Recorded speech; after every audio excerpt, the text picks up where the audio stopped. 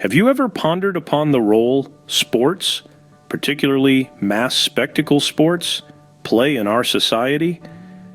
It's not just about the thrill of the game, the adrenaline rush, the camaraderie, or even the spirit of competition. It's about something much deeper, something that ties into the very fabric of our society and the politics that govern it. Imagine a pressure cooker brimming with steam, ready to explode. That's society, filled with political passions that could erupt in unpredictable ways. Governments understand this. They understand the volatility of these passions. So, what do? They divert them, channel them into something less harmful and more manageable.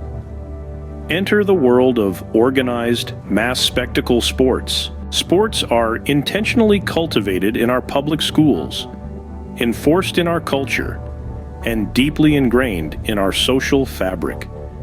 Think about that wonderful trophy case, proudly displayed upon every entranceway in just about every school. That trophy case has nothing to do with academics. It's about directing our frustrations, our anger, our passions away from the government and into the confines of a sports arena. It's not just about bread and circuses, it's about controlling the narrative, controlling the masses. The average man today has little control over his life. He follows the rules, abides by the law, pays his taxes. He lives in a world where collectivism and conformity are the norm. He must submit and obey, never question authority, and suppress his independent judgment. This systematic suppression of individuality, this relentless stifling of self-reliance, is a stark reminder of how sports serve as a diversion for these suppressed passions. Unfortunately, not everyone is interested in the game. Not everyone is willing to channel their passions into something as harmless as sports. But the demand for submission and obedience is very real. Everywhere we look, we see figures of authority vested with power, wielding it with an iron fist.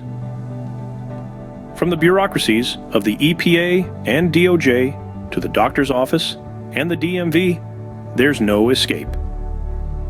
We live under a unique form of tyranny, not one that enforces political conformity, but one that controls every aspect of our lives, right down to the size of our sodas and our choice to wear seatbelts. Under this tyranny, a man can't even paint his own house without seeking permission. If he fails to abide by these rules, the consequences are severe. The rage boils within him, silently, desperately seeking an outlet. And so, he turns to the game. On game day, he is empowered. He can bellow, cheer, and celebrate as his team takes the field.